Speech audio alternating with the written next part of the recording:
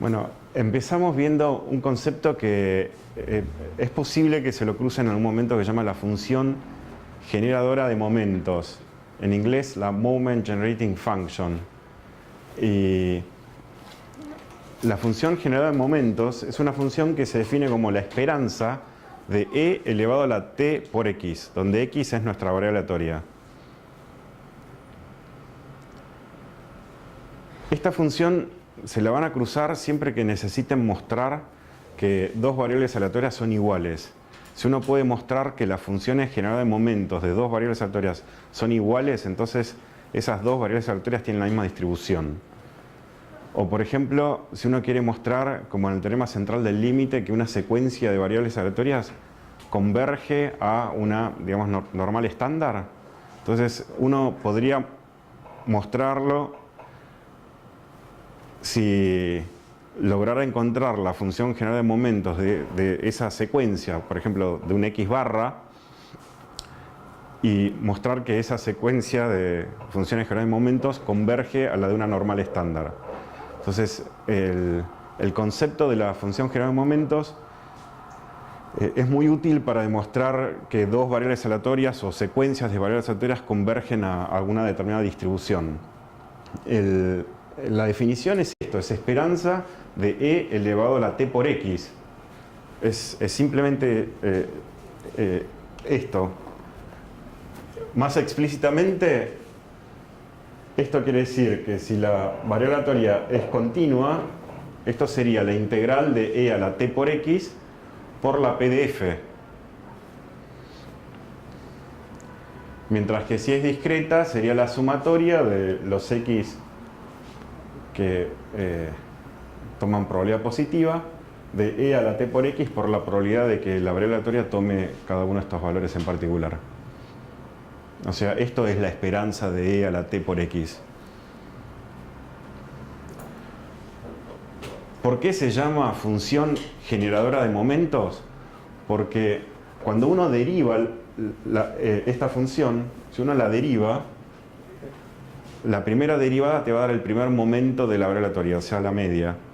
La segunda derivada te va a dar el segundo momento, o sea, la esperanza de x al cuadrado. La tercera derivada te va a dar la esperanza de x al cubo, el tercer momento de la variable aleatoria. Por eso se llama función generadora de momentos. La esperanza de x a la n, esta es la notación matemática para decir la enésima derivada, ¿sí? El corchete n. Esta es la notación matemática de la enésima derivada.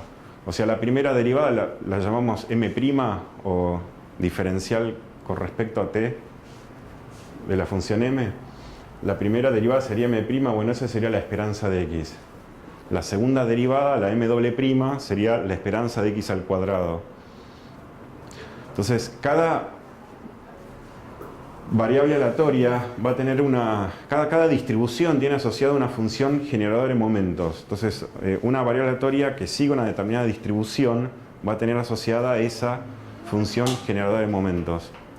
¿El cero qué significa? El cero es, hay que evaluar esta función en el valor t igual a 0.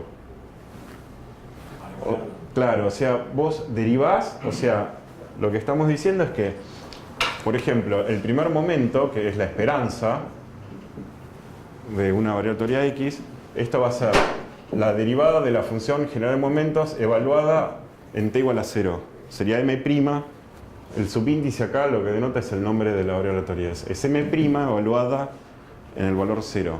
O sea, es la derivada de esto, de esta función, si es continua o digamos, de esa sumatoria, si es discreta, evaluado en, acá está el t, ¿sí? En t igual a 0. Y lo mismo para el segundo momento y el último momento. Lo mismo, sí, siempre evaluado en t igual a 0. Así es como te da los momentos. Es el enésimo momento va a ser la enésima derivada de la m evaluada en t igual a 0. Esto lo pueden ver de acá. Si ustedes derivan esto con respecto a t, porque acá estamos derivando con respecto a t, ¿sí? Es función de t. Si derivas con respecto a t, esto te va a quedar e a la t por x, o sea, te va a quedar e a la t por x,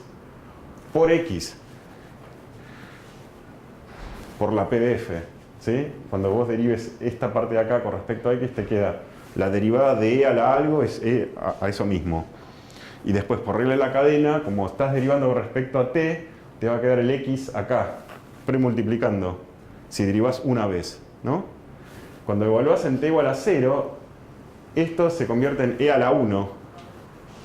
Esto es e a la 0, que es 1. Entonces te queda x por la PDF, que es el primer momento. ¿Me explico? A ver, tenemos que m de t, en el caso continuo, es la integral de e a la tx por f de t diferencial de t.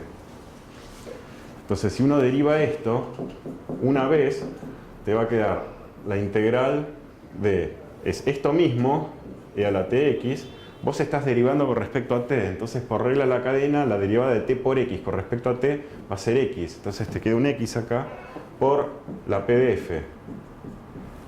¿Ok? Cuando evalúas esto en 0, esto se convierte en e a la 0, que es 1, entonces te queda esto. Bueno, sería la integral de f de x diferencial de t, que sería la esperanza de x. Si uno derivara dos veces, te quedaría acá este x por otro x más. Te quedaría x cuadrado si volvés a derivar, porque es de vuelta. Al usar regla de la cadena en la función exponencial te queda x cuadrado. Entonces es una manera de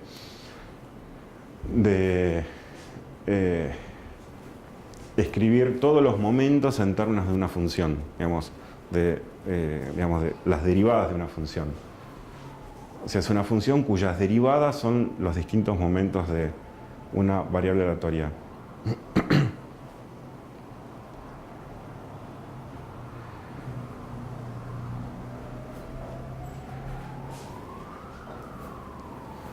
Para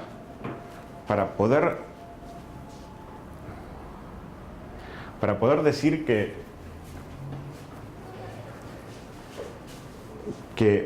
no siempre existe, eso es algo que quería aclararles, no siempre existe. Para poder decir que existe, la esperanza de e a la t por x tiene que existir en un entorno del punto 0. O sea,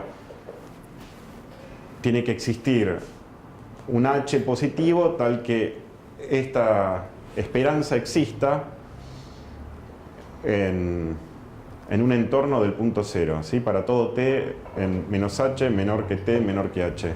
No siempre existe la función general de momentos, pero la mayoría de las variables aleatorias con las que trabajen van a tener función general de momentos. La normal tiene chi cuadrado, t de student,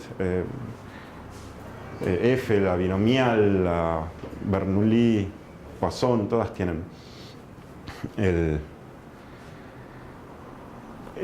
lo interesante de trabajar con la función general de momentos es que te define unívocamente una variable aleatoria. O sea, si ustedes tienen dos variables aleatorias que tienen la misma función general de momentos, entonces tienen la misma distribución. Ese es el punto, ¿no? Si dos funciones general de momentos pertenecientes a dos variables aleatorias distintas son la misma función, entonces la CDF de esas dos variables aleatorias tiene que ser la misma.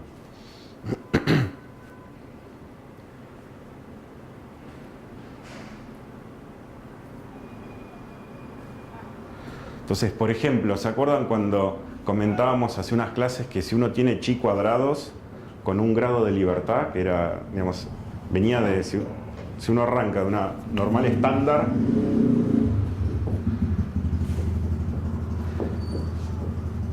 el cuadrado de una normal estándar es una chi cuadrado con un grado de libertad.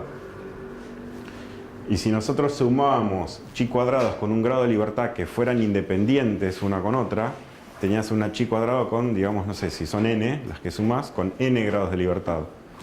Bueno, ¿cómo se prueba eso? Eso se prueba, por ejemplo, usando la función general de momentos. Si uno puede mostrar que la función general de momentos de la suma de esas n chi cuadradas que son independientes es la sumatoria de estas de acá. Entonces lo que uno tiene es que esta es una chi cuadrado con n, sería la sumatoria de chi cuadrados con un grado de libertad independientes, ¿no? N de estas.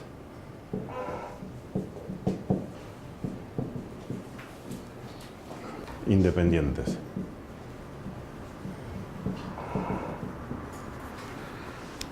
Bueno, es eso nada más. Uno habla del primer momento, del segundo momento. Bueno, está también esta función cuyas derivadas te definen todos los momentos y a veces se van a cruzar con este concepto. ¿Preguntas? Cambiamos de tema. Entonces, vamos a hablar ahora de el X barra. El X barra sería un estadístico que mide la media muestral. Supongamos que X1, X2, Xn es una muestra de n variables aleatorias que son independientes e idénticamente distribuidas. Todas con la misma media mu y la misma varianza sigma cuadrado. Y vamos a definir al X barra como la suma X1 más X2 más Xn dio n, o sea, el promedio de estas n variables aleatorias. Bueno, el promedio satisface que la esperanza va a ser mu y la varianza va a ser sigma cuadrado sobre n. Esto se los comenté en la clase pasada, pero mostrarlo es bastante directo. La esperanza de X barra, siguiendo la definición de X barra, que es esto de acá, es la esperanza de la suma de las X dio n. El n puede salir afuera, entonces me queda 1 sobre n por la esperanza de la suma. ¿Sí? La esperanza de la suma es la suma de las esperanzas. Y cada una de estas esperanzas es mu,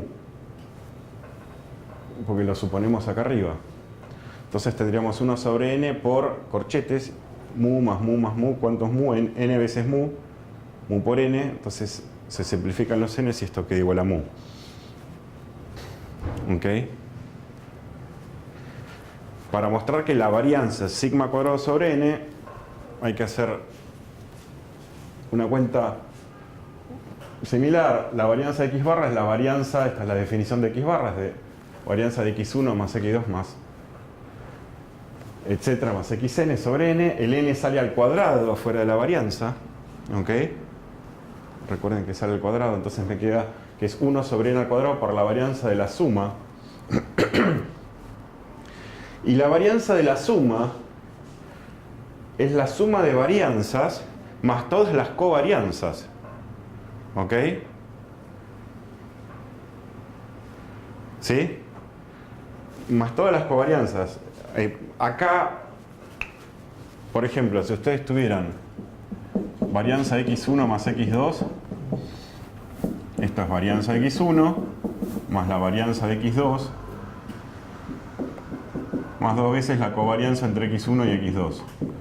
Si ustedes tienen la varianza de X1 más X2 más X3, tomen esto como una variable aleatoria y esto como otra. Entonces esto va a ser la varianza de X1 más X2 más la varianza de X3 más 2 veces la covarianza entre X1 más X2 con la X3. ¿Ok? Esto es lo que tengo acá arriba. Y esto de acá se puede escribir como 2 veces la covarianza entre X1 y X3 más 2 veces covarianza entre X2 y X3. De manera que la varianza de la suma de estas tres variables aleatorias te va a quedar la varianza de uno más la varianza del otro más la varianza del otro, la varianza del primero más la varianza del segundo, ¿sí? Más la varianza del tercero, más 2 veces la covarianza entre el primero y el segundo, que eso lo tengo acá, primero y el segundo, más 2 veces la covarianza entre el primero y el tercero, que es este de acá, más 2 veces la covarianza entre el segundo y el tercero. ¿Ok? Ahora bien, cuando acá arriba decimos que X1, X2, Xn son I y D, I y D era independiente e idénticamente distribuido. La palabra independiente ahí va a implicar que todas estas covarianzas son cero, porque al ser independiente la covarianza es cero. Todas las X entre sí, si tomas 2X cualesquiera, son independientes. Eso implica que la covarianza es cero, que no hay relación alguna entre las dos. Implica covarianza igual a cero. Entonces, de ahí viene que la varianza de la suma, cuando vos tenés variables aleatorias que son independientes, es igual a la suma de las varianzas. Supuesto de independencia lo van a ver muchísimo en finanzas. Porque muchas veces necesitamos independencia para no estar, digamos, arrastrando todas estas covarianzas en demostraciones, expresiones o en estimaciones.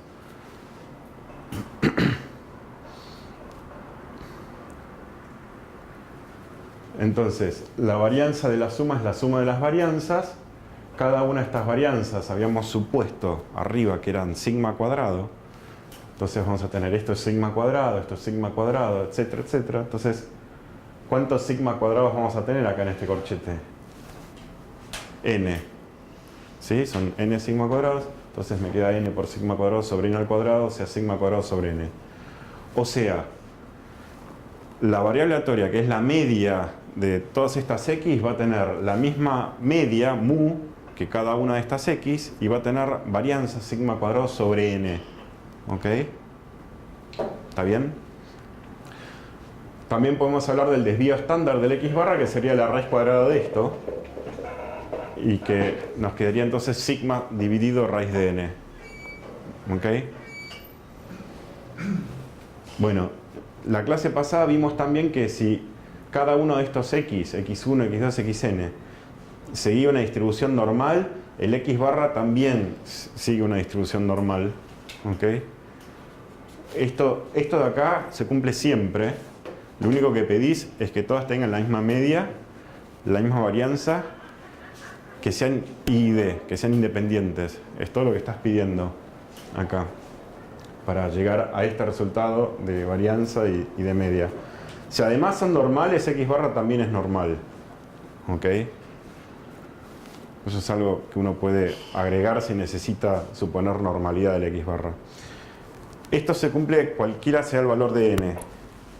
Y también vimos en la clase pasada que cuando n tiende a infinito, uno puede usar teorema central del límite.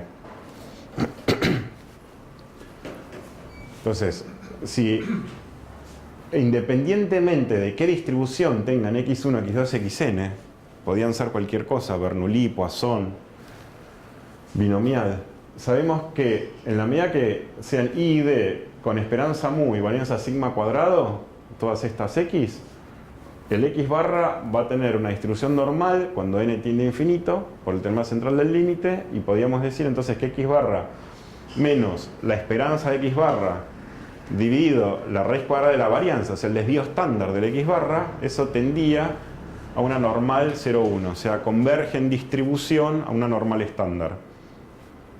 En otras palabras, muy frecuentemente vean esto en esta expresión, o sea, el x barra menos el mu es la esperanza del x barra, dividido el desvío estándar del x barra, que era sigma sobre n, ¿sí? La raíz cuadrada de sigma cuadrado de n, esto converge en distribución a una normal estándar. ¿Ok? ¿Preguntas?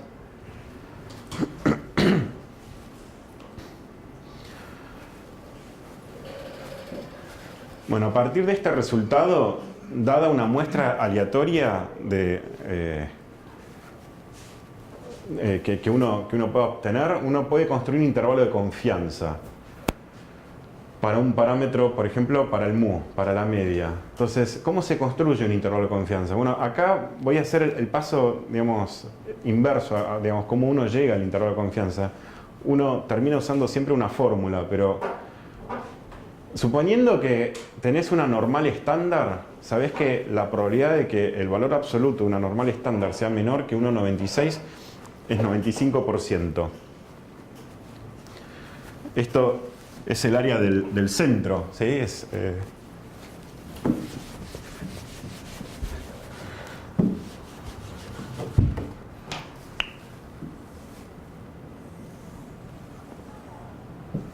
si dejas 2,5% en cada cola, este valor de acá es menos 1,96 y esto es más 1,96, suponiendo que esta es la PDF de una normal estándar. Entonces acá tenés 95%, acá tenés 2,5% y acá tenés 2,5%. ¿Ok? ¿Está bien? Bueno, ¿qué es lo que para nosotros va a ser la normal estándar? Bueno, va a ser esto, ¿no? Digamos, esto en principio sería normal estándar, o bien por el teorema central del límite cuando n tiende a infinito, o bueno, n tiende a infinito es en teoría, en la práctica, digamos, no tenés un n tiende a infinito. En la práctica, si tuvieras un n suficientemente grande, la clase pasada hablamos de n30 o más, la aproximación empieza a ser buena. Si tenés un n grande, no sé, 80, 100, va a ser una buena aproximación. Cuanto más grande el n, mejor la aproximación. Y salvo que el n sea chico, pero sepas que cada uno de los x es normal. Si cada uno de los x es normal, sabes que el x barra también se distribuye normalmente. Entonces, en cualquiera de esos dos casos, esto sería normal estándar. Entonces lo que diríamos es que el valor absoluto de x barra menos mu sobre el desvío estándar del x barra, esto va a ser, la probabilidad de esto menor que 1,96 va a ser 95%. Esto uno lo puede reescribir multiplicando por sigma sobre raíz de n, porque este denominador es positivo siempre, ¿sí? El sigma es un desvío estándar, es positivo, entonces podés multiplicar a la izquierda y a la derecha la desigualdad por sigma sobre raíz de n. Entonces esto te quedaría la probabilidad de x menos mu en valor absoluto menor que 1,96 por sigma sobre raíz de n, igual a 0,95. Y si nos queremos sacar de encima las barras de valor absoluto, esto sería decir que x barra menos mu tiene que estar entre menos 1,96 por sigma sobre raíz de n y más 1,96 por sigma sobre raíz de n. Entonces de acá uno puede sacar el intervalo de confianza para mu, que básicamente lo que haría es restás x barra acá, acá y acá, y multiplicás por menos 1 para que te quedes el mu solo en el medio. Entonces, en definitiva, lo que te quedaría como el intervalo de confianza va a ser el x barra, ¿sí? ¿Me siguen? X barra menos este número acá, el 1,96 por sigma sobre raíz de n, y x barra más 1,96 por sigma sobre raíz de n. Así es como te queda el intervalo de confianza. Y de hecho, esto es lo que ustedes en el futuro se van a terminar acordando. Lo calculás así directamente, no. Este desarrollo lo ves una vez, pero uno se acuerda de esto, ¿ok? Esta forma de calcularlo. Este es un intervalo de confianza del 95%. Uno podría hablar del intervalo de confianza del 90%, del 99%. ¿Qué es lo que cambia si uno toma del 99%? Si acá en lugar de 0,95 fuera 0,99, te va a cambiar este número acá. Porque si vos querés dejar 99% en el medio, tendrías que estar dejando acá un 0,5% y acá otro 0,5%. De manera que lo que te va a cambiar es este valor que tenés que tomar y que es lo que escribimos acá. Que si vas a la tabla, este valor lo habíamos visto, era menos 2,576 y este es más 2,576 si vos querés dejar medio por ciento en cada cola. ¿Ok? Entonces todo lo que cambia es este número. Si uno quiere hacer acá 0,99, acá tenés que poner 2,576, nada más. Vas a llegar, siguiendo este mismo procedimiento, a que tu intervalo de confianza del 99% va a ser x barra menos 2,576 por sigma sobre raíz de n. Este va a ser el valor inferior y el valor superior del intervalo va a ser x barra más 2,576 por sigma sobre raíz de n. ¿Sí? Y si quisieras hacerlo del 90, acá tendría que ir 1,645. Va a cambiar este número y este número también. ¿Sí? ¿Está bien? ¿Preguntas? Ok. Ahora, en este razonamiento suponemos que conocemos el sigma. Ok. Si el sigma no lo conocemos, tenemos que estimarlo. Esto lo acabamos de ver. Y el estadístico que se usa para estimar el sigma cuadrado se llama S cuadrado. Vamos a ver la distribución del S cuadrado. En otras palabras, el S cuadrado se usa para hacer inferencias sobre el sigma cuadrado, como el X barra se usa para hacer inferencias sobre el mu. ¿Ok? ¿Se entiende? ¿Sí? Bueno, si x1, x2, xn son I y D y siguen una distribución normal con media mu conocida, ¿sí? Si la media mu fuera conocida, uno puede definir al S cuadrado, o sea, la media mu es conocida y la varianza sigma cuadrado es desconocida, ¿no? Justamente por eso la queremos estimar con este estadístico, el S cuadrado. El S cuadrado se define como 1 sobre n por la sumatoria de xi menos mu al cuadrado.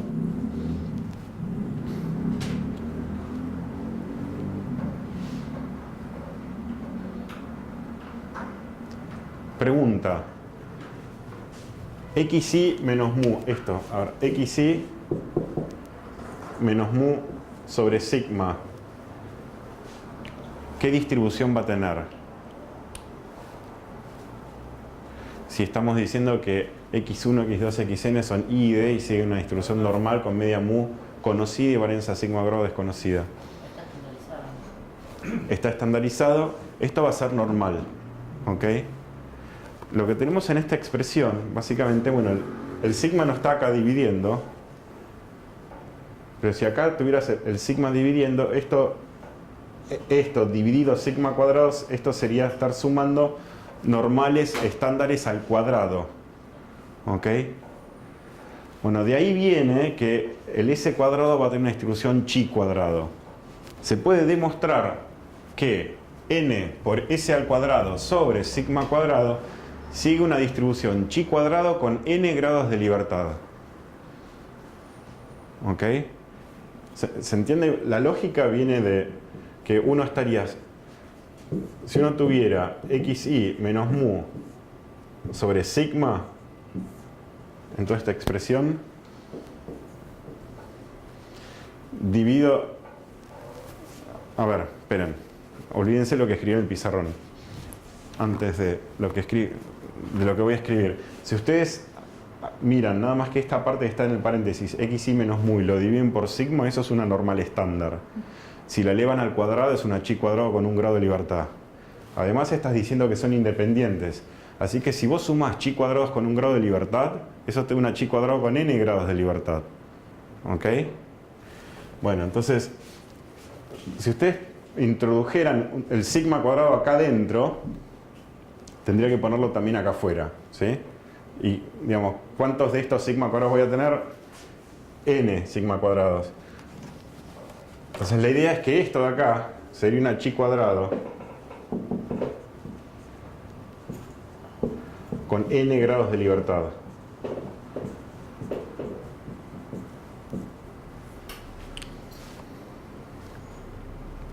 Y en todo este razonamiento lo que suponíamos es que el mu era conocido.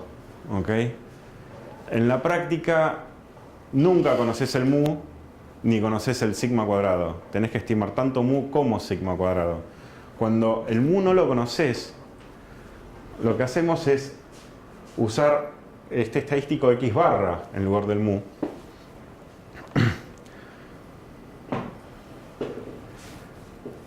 Ahora, en lugar de dividir por n, dividimos por n menos 1. Y lo que se puede mostrar es que el S cuadrado multiplicado por n menos 1 y dividido por sigma cuadrado sigue una distribución chi cuadrado con n menos 1 grados de libertad. A diferencia de este caso, que acá había n grados de libertad, ahora hay n menos 1 grados de libertad en esta chi cuadrado. La idea es que perdés un grado de libertad porque tenés que usar el x barra. Y al usar el x barra acá, el x barra tiene información de todos los x. O sea, cuando vos le restás el x barra estás perdiendo un grado de libertad porque para estimar ese x barra tuviste que hacer x1 más x2 más xn sobre n. Entonces estás perdiendo un grado de libertad por usar acá el x barra, dado que el mu es desconocido. Entonces,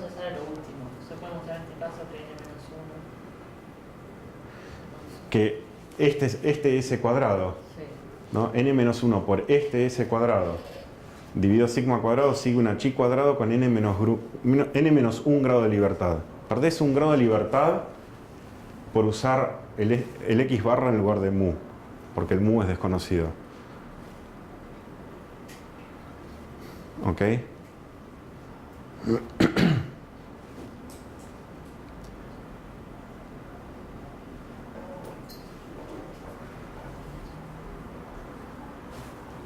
En esta expresión teníamos n normales estándares al cuadrado, ¿sí?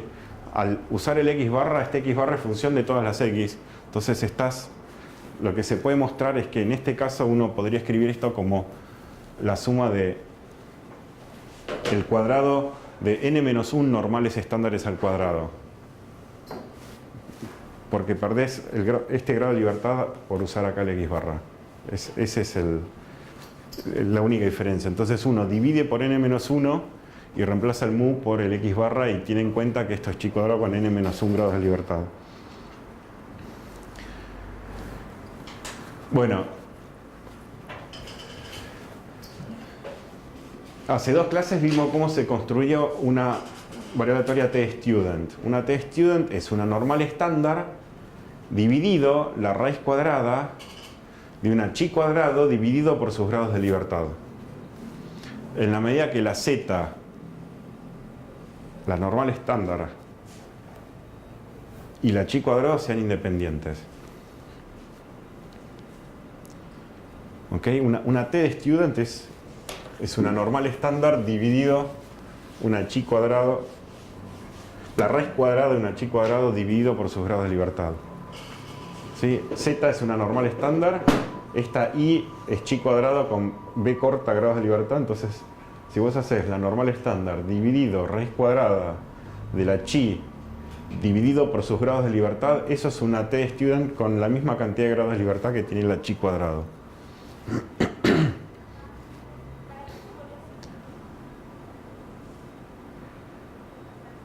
Bueno, este resultado lo vamos a usar ahora cuando querramos hacer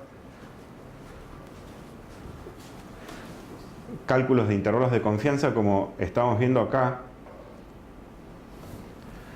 pero el sigma es desconocido. Cuando el sigma es desconocido, ahora vamos a ver que por este resultado de la t-student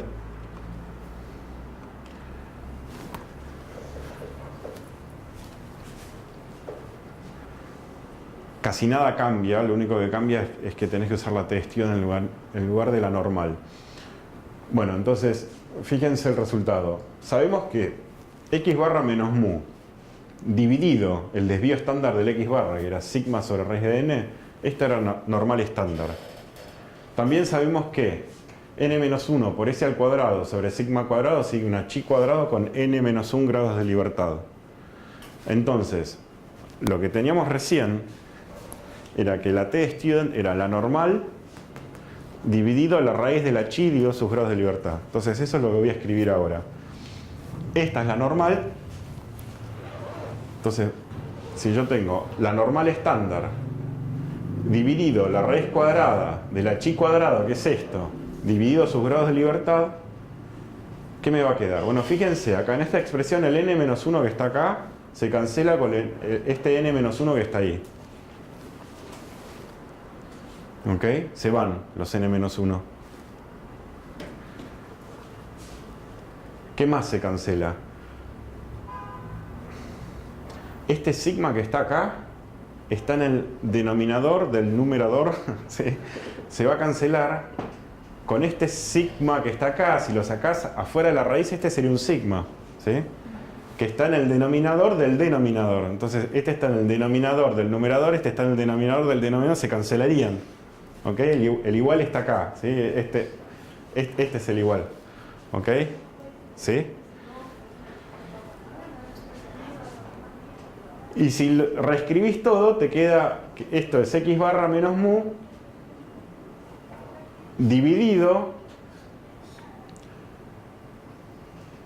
s sobre raíz de n. ¿Sí? El s este es la raíz cuadrada de este s cuadrado. S sobre raíz de n. Bueno, esto va a seguir una t de student con n menos 1 grados de libertad.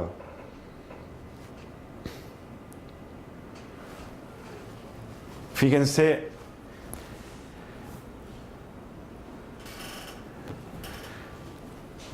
cómo se parece esto a esto. Cuando vos conocés sigma, directamente usás el resultado de la distribución normal. Decís, bueno, esto entonces es normal estándar. De vuelta, con las salvedades que dijimos antes. Ya sea que todos los x son normales o que el n es grande, entonces usás teorema central del límite. Ahora, cuando no conoces el sigma y tenés que estimarlo, ya no puedes usar esto, tenés que usar esto. ¿Qué es lo que cambia? Que solamente cambias, en lugar del sigma, cambias el sigma por el s en la fórmula. Es todo lo que cambia en la fórmula. El sigma por el s. Ahora, esto de acá tiene esta distribución que es t de student con n menos 1 grados de libertad. Te cambia la distribución. El x barra menos mu sobre s sobre raíz de n sigue una distribución t de student con n menos 1 grados de libertad. ¿Ok? Veamos un ejemplo. La Secretaría de Medio Ambiente asegura que para un automóvil compacto en particular, el consumo de nafta en autopista es de 6 litros cada 100 kilómetros. Una organización de consumidores compra uno de estos autos con el propósito de verificar esta cifra. El auto recorre una distancia de 100 kilómetros por autopista 25 veces. Y se anota en cada recorrido el consumo de nafta.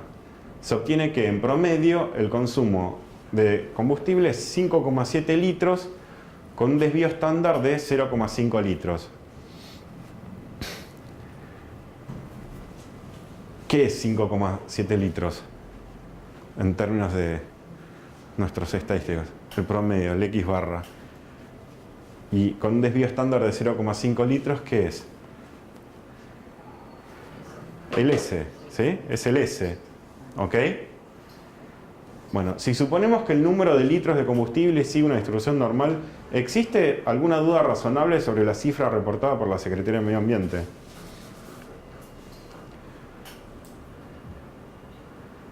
Bueno, acá tenés el N, ¿cuánto es también? Te lo dice acá, es 25. Entonces, uno tendría que plantear esto en términos del estadístico que vimos recién. Entonces, x barra menos mu dividido s sobre raíz de n te quedaría 5,7 menos 6. O sea, acá la pregunta que te estás haciendo es si este parámetro mu es 6, ¿sí? Es lo que asegura la Secretaría de Medio Ambiente. Dividido el s sobre raíz de n, esto te queda menos 0,3 dividido 0,5 sobre 5, que es 0,1, y esto es menos 3. Y este menos 3 sigue una distribución t student con 24 grados de libertad. ¿Ok? Estadísticamente eso es lo que nos están planteando. Bueno, la probabilidad de que una variable aleatoria t student con 24 grados de libertad tenga un valor de menos 3 es menor a 0,5%. Esto, digamos, uno tendría que ir a la t de student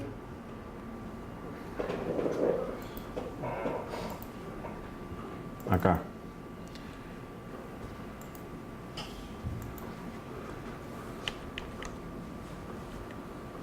T de student, 24 grados de libertad sería esta fila de acá. Acá. 24 grados de libertad. Entonces uno lo que ve acá es que el primer número, este 0.005, es 2,797 negativo en la t de student. ¿Está bien? ¿Sí? O sea, lo que estamos diciendo, recuerden cómo era la PDF de la test student. Era muy parecida a la normal, ¿sí? Con colas más pesadas.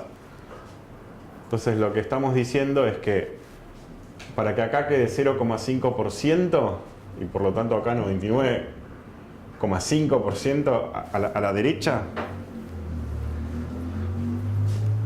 este valor es menos 2,797. ¿Ok? The student, 24 horas de libertad. ¿Preguntas? Entonces, lo que estás viendo acá es que estás cayendo acá en menos 3, ¿sí?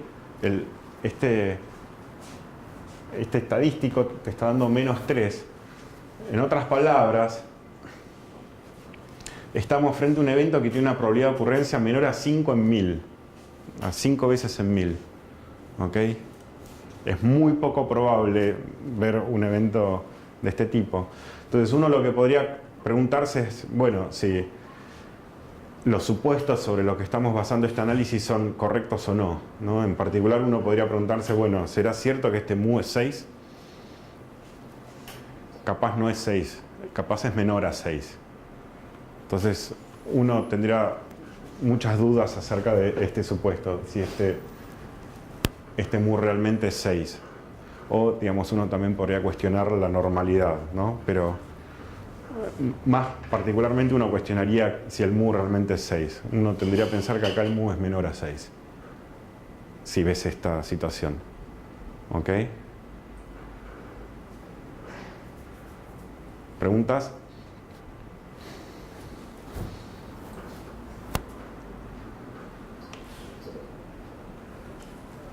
Bueno, distribución de la diferencia de dos medias muestrales. Supongamos que X sigue una normal con media mu X y varianza sigma cuadrado, y que Y sigue una normal con media mu Y y la misma varianza sigma cuadrado. Supongamos que también son independientes las dos. Podemos pensar, como por ejemplo, que X e Y es la duración en meses de baterías de automóviles de dos marcas distintas. Y queremos ver si las baterías de estas dos marcas, de estas dos empresas, si son sometidas a una misma prueba de duración, donde estás controlando por los mismos factores externos, si, digamos, hay alguna diferencia entre la duración de la vida de una batería menos la duración de vida de la otra batería. Entonces uno podría preguntarse, bueno, yo quisiera conocer cómo se distribuye X barra menos Y barra, las medias, la diferencia en las medias. Bueno, ¿cómo hacemos esto? La idea es similar. Uno tiene que plantear el estadístico. Entonces, estamos partiendo de una situación de dos poblaciones que son normales, las variables aleatorias son independientes, las X con las Y son independientes. Entonces, supongamos que vamos a seleccionar NX baterías de la marca X y que seleccionamos NY baterías de la marca Y. Entonces, X barra sabemos que va a seguir una distribución normal con la misma media que tienen cada una de las X y con varianza sigma cuadrado sobre NX. Es lo mismo que veíamos recién aplicado a la X, mientras que la Y barra va a seguir una normal con media mu Y, varianza sigma cuadrado sobre NI. ¿Ok? Si conociéramos el valor de sigma cuadrado, entonces uno podría decir, bueno, X barra menos Y barra sigue una normal con media mu X menos mu Y y varianza sigma cuadrado dividido NX más sigma cuadrado dividido NI, porque esto sería la varianza de X más de X barra más la varianza del Y barra, ¿sí? La suma de las varianzas, porque estás diciendo que son independientes, entonces el X barra es independiente con el Y barra. ¿Ok? Entonces no hay covarianza. Entonces, si uno puede plantear que entonces la diferencia X barra menos Y barra sigue una normal con esta media y esta varianza, entonces lo que va a hacer es armar el estadístico de esta manera: X barra menos Y barra menos la media dividido la raíz cuadrada de la varianza, que, digamos, se puede escribir de esta manera porque el sigma cuadrado lo puedes sacar como factor común afuera y sacarlo afuera de la raíz cuadrada. Entonces, x barra menos y barra menos mu x menos mu y dividido sigma por la raíz de 1 sobre nx más 1 sobre ni va a seguir una normal estándar, ¿sí? Porque estás diciendo, esto es normal, con esta media, ¿me siguen? Es como, llamen a esto z, esta es la media y esta es la varianza. Entonces tenés el z menos la media dividido la varianza, z barra, ¿sí? Si le llamas a esto z barra, tenés que esto es z barra menos la media dividido la raíz cuadrada de la varianza, que es este denominador, y esto te queda una normal estándar. ¿Ok? Entonces esto es lo que uno estaría usando para armar un intervalo de confianza o analizar. Sí. Una cosa Sí. me perdí porque la varianza sumás la primera parte en la media, ¿no? Mu x menos mu y. Y después lo sumás, también me perdí porque no se suma y no se resta. ¿Acá? El otro, el signo positivo. ¿Este? Sí. Ah, porque... Yo soy independiente, pero... Claro. Nosotros queremos la varianza de x barra menos y barra. Queremos encontrar esto. Bueno, esto va a ser la varianza de x barra más la varianza de y barra menos 2 veces la covarianza entre x barra y y barra. Va a ser esto. Una manera de pensarlo es que este menos de acá lo puedes ver así, como la varianza de x barra más menos y barra. ¿Sí? Entonces, si seguís la fórmula esta de acá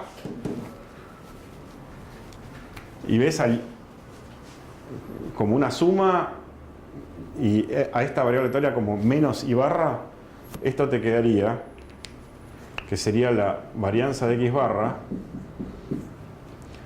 más la varianza de menos y barra más 2 veces la covarianza entre x barra y el menos y barra.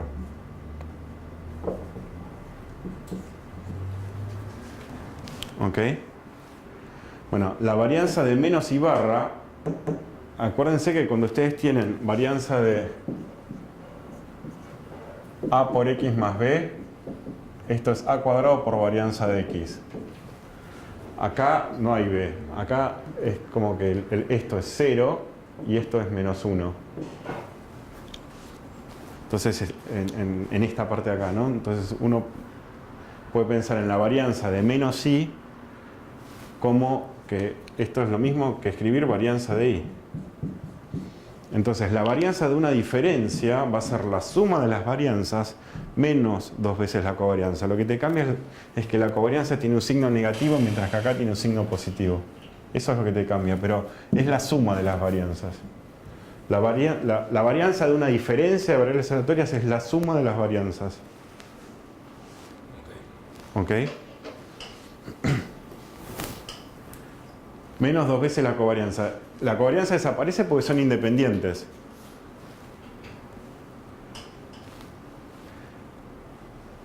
Por eso te queda este término más este otro, porque es la suma de las dos varianzas. Esa es la varianza de la diferencia. ¿Sí? La varianza de la diferencia te queda la suma de las varianzas.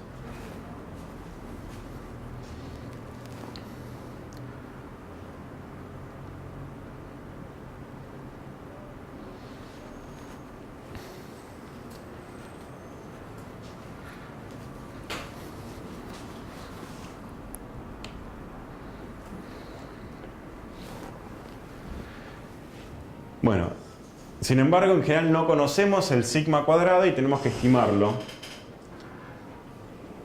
Para cada una de las muestras aleatorias, uno puede definir la varianza muestral de la misma manera que lo hicimos antes. Entonces uno podría hablar de un s cuadrado x, que sería 1 dividido en x menos 1 por la sumatoria de x y menos x barra al cuadrado, y un s cuadrado y, que sería 1 dividido ni menos 1 por la sumatoria de i sub i menos i barra al cuadrado. Entonces uno define las varianzas muestrales para la muestra de x y para la muestra de y(s). ¿Ok? Esto no se complica mucho, es un par de cuentitas. Bueno, sabemos que nx menos 1 por s cuadrado de x sobre sigma cuadrado sigue una chi cuadrado con nx menos 1 grados de libertad. ¿Sí? El nx y el ni no tienen por qué ser iguales. Por eso tenemos estos dos. Y después sabemos que ni menos 1 por s cuadrado y sobre sigma cuadrado sigue una chi cuadrado con ni menos 1 grados de libertad. Esto es lo mismo que teníamos recién, solo que ahora lo estás aplicando a una muestra de x y otra de y(s). Es exactamente lo mismo. ¿Ok? Bueno, como nosotros suponemos que los x son independientes de los y(s), estas dos marcas de batería son completamente independientes, la suma de chi cuadrados que son independientes también te queda una distribución que es chi cuadrado, con la cantidad de grados de libertad que va a ser la suma de los grados de libertad de la primera más los grados de libertad de la segunda. ¿Sí? Suma de chi cuadrados que son independientes te da una chi cuadrado. Todo lo que cambia es la cantidad de grados de libertad. La cantidad de grados de libertad de la suma de las chi cuadrados es la suma de los grados de libertad de las chi cuadrados que las componen. ¿Sí? Entonces esto nos va a quedar que la suma de estas dos es una chi cuadrado con nx más ni menos 2 grados de libertad. ¿Ok? Perdón, ¿por qué le restaste menos 2 grados de libertad? ¿Perdón? ¿Por qué? ¿Por qué menos 2 grados de libertad? Ah, porque esto tiene nx menos 1 grados de libertad y este tiene ni menos 1. Entonces me queda nx más ni menos 2. Del menos 1 y de 2 veces menos 1. Sí, sí. De ahí viene el menos 2.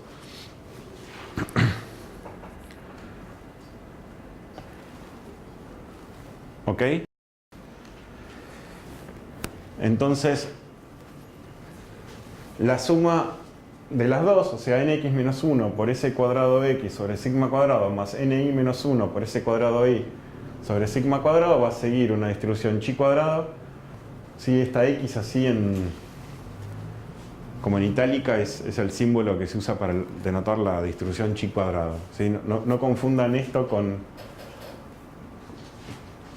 x. ¿Sí? Esta x yo la hago derecha y esta la hago con el símbolo griego de... Esto denota chi cuadrado. Aparece acá de vuelta. ¿Ok? Es el símbolo que se usa para denotar la chi cuadrado. Hago esa aclaración de notación. En el pizarrón yo lo haría así. Chi cuadrado de esta forma. ¿Sí? Y eso es lo que tengo acá. No lo confundamos con... Aparece acá y acá nada más. En estas dos partes. No lo confundan con todas las otras x o las x barras, que ahí se refiere a la variable aleatoria. Entonces, la suma de las dos, chi cuadrado, sigue otra chi cuadrado con nx más ni menos 2 grados de libertad. Entonces, lo que vamos a hacer es plantear el mismo resultado de la t-student. Si vos tenés una normal estándar y la dividís por la raíz cuadrada de una chi dividido su grado de libertad, eso es una t-student. Entonces, la normal estándar va a ser esto, es lo que teníamos antes. ¿Sí? Si el sigma fuera conocido, usabas esto. X barra menos y barra menos mu x menos mu y dividido el desvío estándar de la diferencia, que te quedaba esto. Y esto ahora lo vas a dividir por la raíz cuadrada de la chi cuadrada, que es eso, dividido los grados de libertad. Que sería esto, ¿sí? Es esta expresión. Queda una expresión medio larga. Es la raíz cuadrada de este término más este término dividido nx más ni menos 2. Raíz de todo eso. ¿Ok? Es lo mismo que estamos viendo. Esto es la t-student, ¿sí? Es una normal dividido la raíz de una chi dividido su grado de libertad. ¿Está bien? Esta es la normal, que es este numerador, y este resultado lo teníamos antes. Voy para atrás, miren. Acá. hace 2 minutos decíamos, si conoces el sigma, esto es normal estándar. ¿Ok? Bueno, y si no conoces el sigma, bueno, ya no puedes usar esto. Pero, ¿qué es lo que hacemos? Estimamos el sigma cuadrado usando el s cuadrado x y el s cuadrado y. Llegamos a que esto es una chi cuadrado con nx más ni menos 2 grados de libertad. Entonces tenés la normal estándar dividido la raíz de la chi cuadrado dividido los grados de libertad. Este ratio va a seguir una t-student con nx más ni menos 2 grados de libertad. ¿Ok? ¿Preguntas?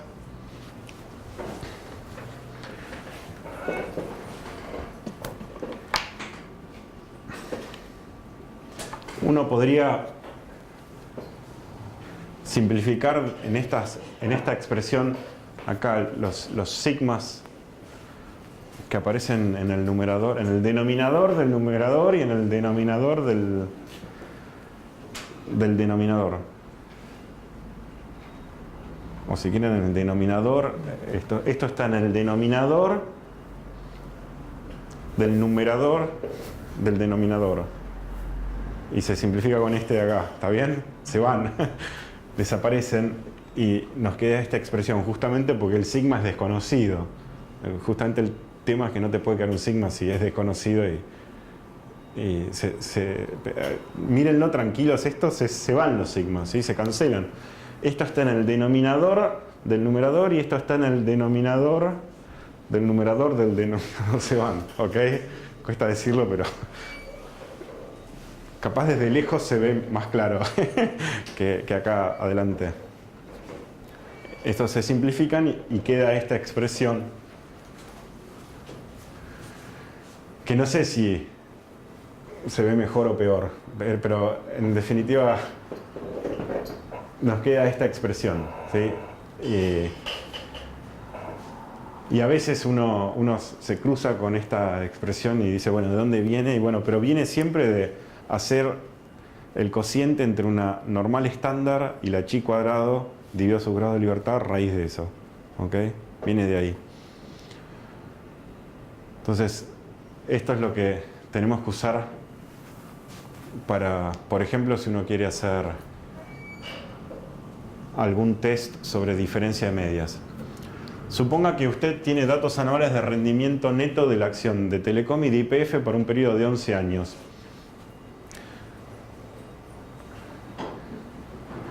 También conoce las varianzas o los desvíos estándares muestrales. Entonces nos dicen que el retorno medio de Telecom es 2%, el retorno medio de YPF es 3,6%. Y el desvío, la varianza muestral de Telecom, o bueno, el desvío, el S sería 1,4%, si fíjense que esto está al cuadrado acá y al cuadrado ahí. Así que el S de Telecom sería 1,4%, el desvío estándar del rendimiento de YPF sería 1%. ¿Ok? Esos son los datos que nos dan. Queremos saber si estadísticamente hay evidencia de que Telecom rinde lo mismo que YPF en este periodo. Uno mira estos datos y dice, no, bueno, acá YPF rindió mucho más que Telecom, casi el doble. Pero la pregunta es, estadísticamente hablando, ¿podemos decir que YPF rindió el doble? ¿O podemos decir que Telecom y YPF rindieron lo mismo estadísticamente hablando? ¿Sí? ¿Hay evidencia de que estas dos medias son distintas? ¿Las medias poblacionales son distintas? Eso es lo que nos queremos preguntar. Entonces, en términos de los parámetros, sería hacernos la pregunta si el mu de Telecom, o sea, la media poblacional de Telecom, es igual a la media poblacional de YPF. La media esta sería el rendimiento de la acción, rendimiento neto de la acción de Telecom o de YPF. Plantearse esto es lo mismo que plantearse mu Telecom menos mu YPF igual a 0. ¿Ok? Es pasar el mu de YPF restando al otro lado del igual y te queda que la diferencia de mu es igual a 0. ¿Ok? ¿Está bien? ¿Preguntas?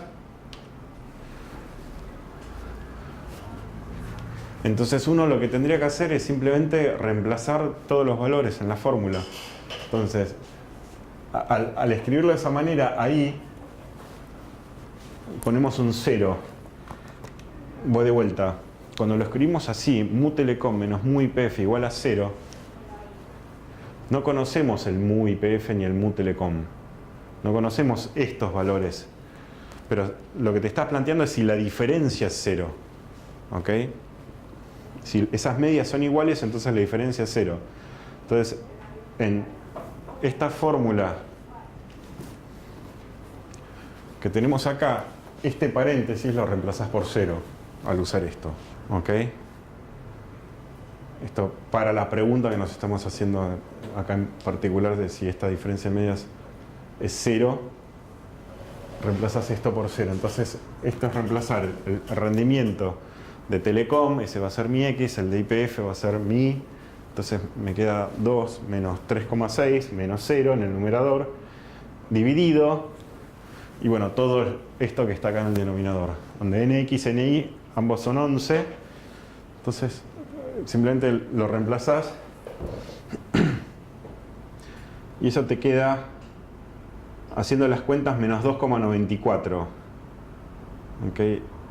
El valor de una TD Student con 20 grados de libertad que deja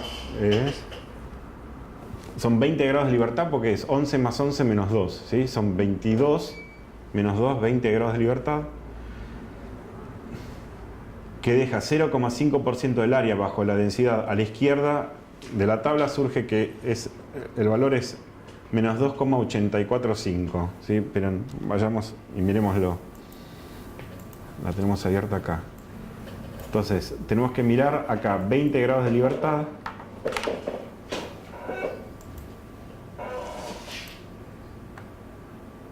Ups. TD Student. ¿Cómo se agranda esto el tamaño? ¿Saben? Con control y girando la ruedita. Ahí va. Sí. Acá, 20. Esta primera columna es 0,005, ¿sí? O sea, es un medio por ciento. Y el número es 2,845. 20 grados de libertad, este de acá. Esto es una T20. Esto es menos 2,845. ¿Ok? Entonces, a nosotros nos está dando que el valor de la TD Student está a la izquierda de esto, acá, menos 2,94.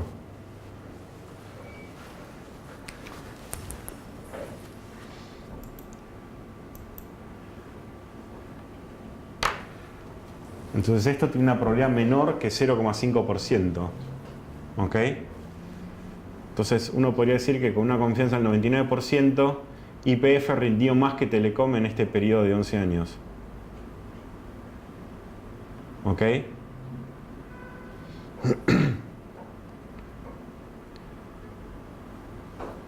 Consulta, vos ahí cuando hiciste la diferencia entre los mu, o sea, las igualabas a 0, Sí. no puede ser que haya sido al revés y que la diferencia sea, no me acuerdo los valores de la media y los rendimientos, pero si hubiese dado la relación contraria, que el otro hubiese rendido más que YPF, el resultado podría haber sido el mismo, ¿no?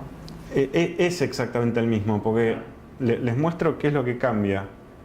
Miren, o sea, la fórmula, claro, o sea, acá pusimos 2 menos 3,6. Si hubiéramos puesto 3,6 menos 2 menos 0, nos hubiera dado el mismo valor, nada más que positivo. En lugar de darnos menos 2,94, nos hubiera dado acá más 2,94. Hubieras estado en el 0,5, o sea, con una probabilidad menor al medio por ciento en la cola derecha. Eso es todo lo que hubiera cambiado, es el signo que hubiera cambiado. Porque el denominador es todo igual, no cambia nada el denominador. Y lo único que cambia es el signo de estos dos, porque esto es 0, entonces en lugar de 2 menos 3,6 es 3,6 menos 2. De manera que hubieras llegado a exactamente a la misma conclusión. Estás en la cola derecha en lugar de estar en la cola izquierda de la distribución. Sí. Porque vos sabés, el T es estar al acumulado hasta cierto punto, ¿no? Entonces, si me casas una vez, te dan 2,94, tu área te va a dar 99, supongamos. Claro. Como que no. O sea, siento que me falta algo en el planteo, si es mayor o menor, para leerlo después. No, o sea, ¿cómo sería que son iguales? ¿Qué tendría que dar para decir, bueno, ok, son iguales? Buena pregunta. Buena pregunta, 0,05, sí. está bien, la realidad es baja. Ahora, si lo hago al revés y me das 0,90... Sí, no, buena pregunta. Porque yo esto lo hubiese visto supongamos, con esta hipótesis, por ejemplo, en mi cabeza. Claro, sí. Vos me lo preguntas así y no, hay algo que me falta. Esta en realidad es una pregunta de test de hipótesis sin plantearlo correctamente como un test de hipótesis. Es verdad. Yo pondría las dos colas justamente y tendré una... Es una pregunta medio abierta, ¿sí? Porque es una pregunta de test de hipótesis, pero planteada de una manera muy vaga, que es muy abierta. Por eso no. Pero te cuento, ¿no? Básicamente, digamos, uno viendo esto, uno podría plantearse un test de hipótesis y decir, bueno, rechazo, no rechazo la hipótesis nula, ¿no? Claro. Pero básicamente, suponiendo que todas estas varianzas son iguales, si a vos te hubieran dado que este dato es 2% y este es, no sé, por ejemplo, 2,6% en lugar de 3,6%, acá toda la cuenta te hubiera quedado menos 0,6 en lugar de menos 1,6. Y con... Bueno, déjame elegir otro número. En lugar de 1,6, en lugar de 2 y 3,6, elijamos 2 y 2,8. Si este, en lugar de ser 3,6, fuera 2,8, esto me quedaría menos 0,8. Y si me queda menos 0,8, es justo la mitad de 1,6. O sea, esto me daría la mitad. O sea, me quedaría 1,47. El 1,47 cae acá. Menos 1,47. En esta parte de acá. Entonces, digamos, mirando esta parte de acá, uno, digamos, jugaría con decir, bueno, según una T-Student con 20 grados de libertad, ahí caes en la parte del medio. Entonces podrías decir que los rendimientos medios de YPF y Telecom son iguales, no hay evidencia para pensar que son distintos. Entonces, como una especie de test de hipótesis sin plantearlo como tal, planteado así de una manera muy vaga. Entonces, ahí sí, claro, sí. Faltaría nada. Sí, ahora vemos test de hipótesis porque es mucho más natural planteárselo. Claro, es más ordenado para la cabeza plantearlo como un test de hipótesis. Planteado así, digamos, uno lo que buscaría es con esto tratar de decir, bueno, entonces, ¿qué test de hipótesis puedo plantear como para presentar acá algún resultado? Sí. Y después podemos volver a esto y decir, bueno, acá ¿cómo plantearías el test de hipótesis? Podemos volver a este ejemplo. Bueno, pasamos a ver test de hipótesis. Yo parto de cero, ¿sí? Con test de hipótesis, como si nunca hubieran visto el concepto de test de hipótesis. Bueno, los test de hipótesis se realizan siempre sobre parámetros, ¿ok? Sobre el mu, sobre el sigma cuadrado, ¿sí? No sobre el x barra ni sobre el s. Es sobre parámetros siempre. Igual que los intervalos de confianza. Los intervalos de confianza son siempre para parámetros, ¿sí? Por ejemplo, el mu. Entonces los test de hipótesis siempre se plantean para los parámetros. O sea, por ejemplo, la media poblacional mu, si es igual a un determinado valor o no. En una relación lineal entre dos variables, por ejemplo, esto sería suponer y igual a a más b por x. Si uno plantea una relación lineal entre dos variables, uno podría preguntarse si la pendiente poblacional, ¿no? Digamos, uno tiene una muestra, ¿no? Para poder estimarlo, pero si la pendiente poblacional es 0 o no. Esa es una pregunta interesante en finanzas, porque si vos querés explicar a la variable y con la x y la pendiente poblacional encontrás que, según digamos, la muestra que vos tenés, que te hace pensar que esa pendiente poblacional es 0, básicamente x no explica y si la pendiente es 0. Entonces, la variable x estaría de más. Entonces, ese caso particularmente interesa en finanzas. Bien, entonces es siempre sobre parámetros, ¿ok?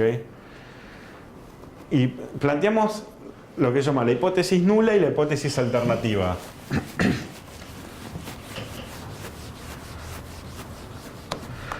El test de hipótesis está pensado como que la hipótesis nula es tu statu quo. Entonces uno podría plantearse, por ejemplo, si la media poblacional de cierta variable es 10, el mu. Si el mu es 10 o no. Contra la alternativa mu distinto de 10. ¿Ok?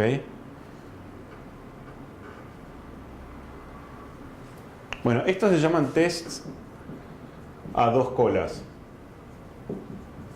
Es a dos colas porque básicamente si uno piensa en la distribución del estadístico que usamos cuando queremos saber algo respecto de la media poblacional, que sería el x barra, si lo estandarizás, ¿no? Si esto fuera la PDF de x barra menos su esperanza dividido sigma sobre raíz de n,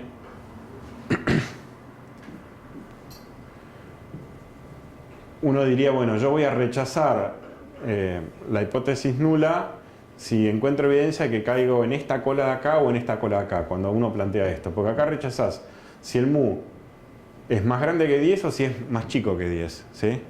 Entonces, esto se llama hipótesis nula. Esto se llama hipótesis alternativa.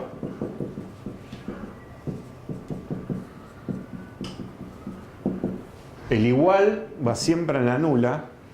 El igual siempre está acá. Y la alternativa siempre es el complemento de la nula. Entonces, si acá tenés un igual, acá tenés un distinto. Si acá tenés un menor igual, acá tenés un mayor. ¿Ok? Si acá tenés un mayor igual, acá tenés menor. ¿Sí? Siempre la alternativa es el complemento de la nula. Entonces, a dos colas es este caso. Y si uno plantea un test como mu menor o igual a 10 contra la alternativa mu mayor a 10, esto se llama a una cola. ¿En qué cola vas a rechazar la hipótesis nula acá?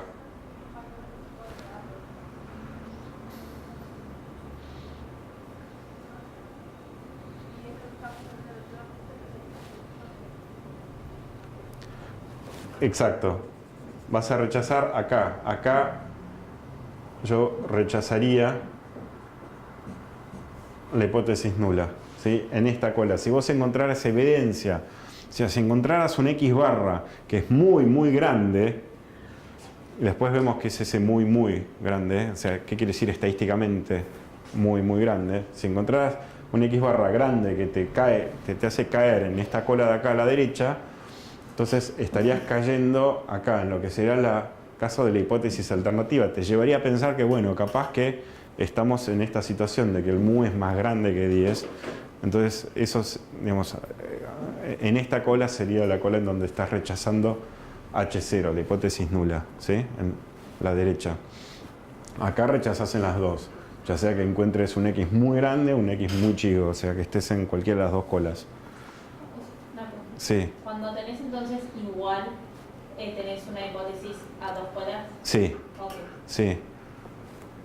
Tenés una hipótesis a dos colas, salvo que bueno, no sé, a veces pasa que en algunos libros te escriben igual, pero en realidad están queriendo decir menor igual.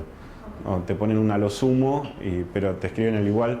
Pero en realidad, para hacerlo bien, la alternativa siempre es el complemento de la nula. De manera que si uno está haciendo un test a una cola, acá tiene que poner mayor igual o menor igual y este va a ser el complemento. Pero sí, si acá hay un igual, acá debería haber un distinto y es un test a dos colas. Eso sería la manera correcta de escribirlo. Bien.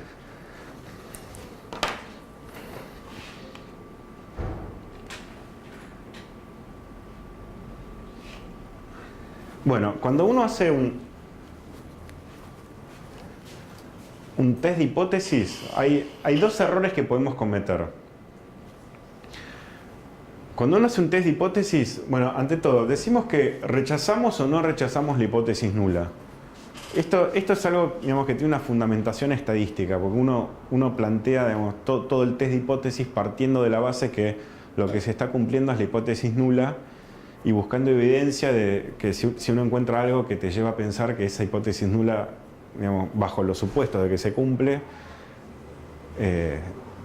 sería un evento demasiado improbable, de manera que lo rechaza uno a esa hipótesis nula. Así es como lo planteamos. O sea, la hipótesis nula es el statu quo en la manera que estadísticamente uno arma estos test de hipótesis.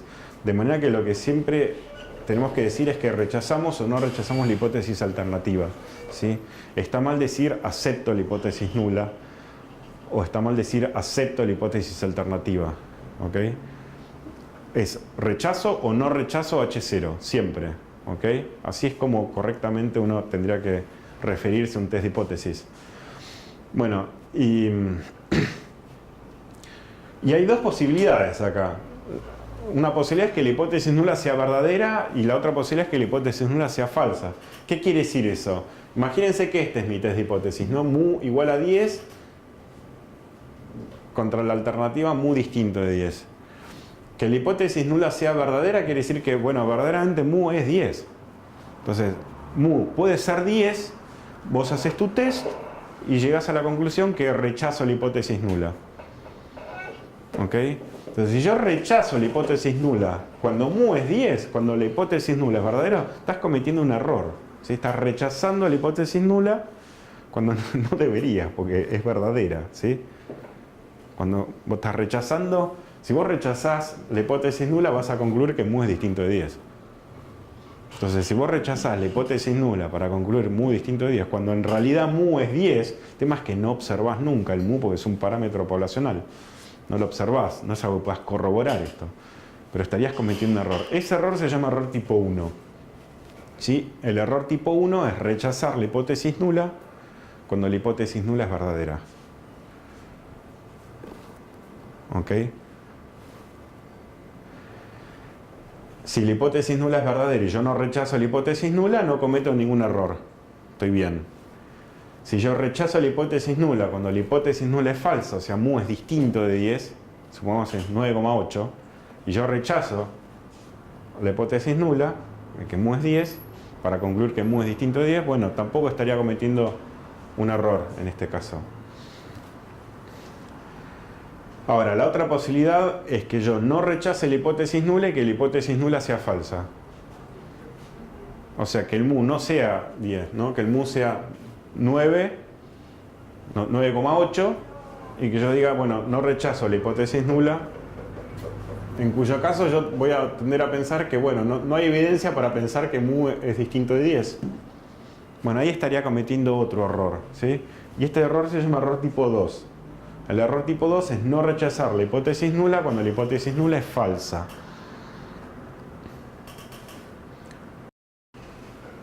¿Preguntas?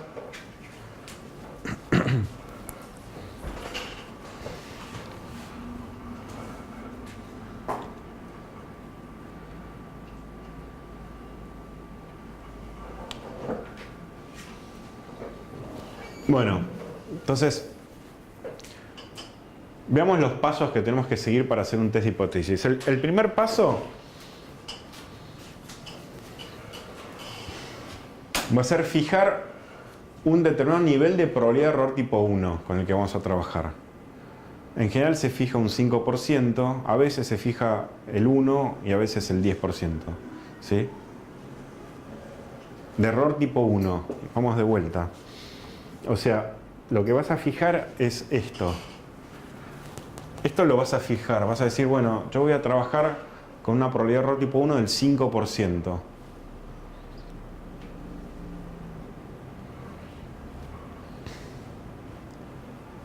Ese es el primer paso. Fijar la probabilidad de error tipo 1 y bueno, y plantear cuál es tu hipótesis nula y cuál es tu hipótesis alternativa. ¿Ok? Y plantear esto. Esta es mi hipótesis nula, esta es mi alternativa, o no sé, esto sería un test a dos colas, o plantear esto, ¿sí? O bueno, el parámetro que sea, ¿sí? Podría ser un beta como una pendiente como veíamos antes.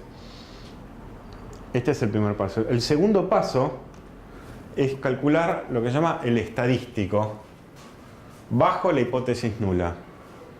El estadístico bajo la hipótesis nula, de alguna manera es, bueno, yo qué uso, cuál va a ser mi estadístico con el cual busco testear cosas sobre este parámetro mu, la media poblacional. Bueno, es el X barra.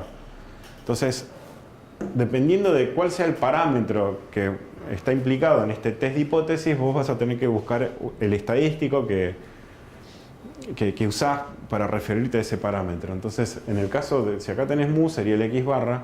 Entonces, ¿cómo arma uno el estadístico? Bueno, uno estandariza el estadístico, entonces haces X barra menos la media de X barra, que es el mu, bajo la hipótesis nula, o sea, en este caso sería 10, dividido el desvío estándar del X barra, sería, por ejemplo, ¿no? En estos casos, ahora lo vemos con un ejemplo. Eso es el estadístico. El tercer paso es ir a la tabla. Este estadístico va a seguir una determinada distribución. Puede ser normal, estándar, t-student, f, alguna distribución. Entonces el tercer paso es ir a la tabla de este estadístico según la distribución que tenga, grados de libertad que correspondan. Y ahí empezamos probando. Y claro, y te fijas cuál es la región de rechazo y cuál es la región de no rechazo. Entonces, así es como funciona. Miren. Y prácticamente eso es todo. Entonces, por ejemplo, si la hipótesis nula es mu igual a 10 y la alternativa es mu distinto de 10, este es un test a dos colas, ¿sí?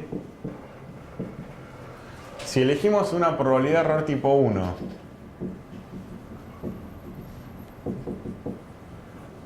del 5% en un test a dos colas, lo que estamos diciendo es que acá vamos a dejar 2,5% y acá vamos a dejar 2,5%. Eso es lo que vamos a decir. Bueno, este valor de acá, según la distribución que tenga el estadístico, esta sería la PDF del estadístico que, bueno, en principio no sabemos qué es, ¿no? Digamos, pues esto es, digamos, una descripción muy general. Pero, por ejemplo, hace un ratito habíamos que cuando conoces el sigma, esto era una normal, ¿sí? Entonces, esta sería la PDF del estadístico estandarizado. Siempre estandarizamos. Pero si esto fuera normal, acá tendrías que elegir, esto sería 1,96 negativo, esto sería más 1,96, ¿sí? En caso de normal. Tomemos el caso de una normal que, digamos, es algo que nos va a ayudar a entenderlo. Entonces, uno rechaza H0 en esta cola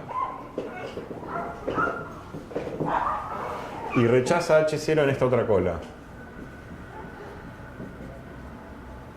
En las dos colas rechazo H0 y acá no rechazo H0. ¿Ok?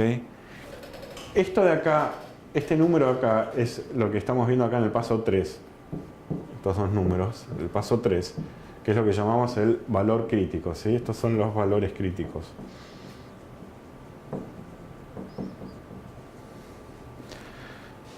Y en el paso 2 lo que hicimos es calcular el estadístico.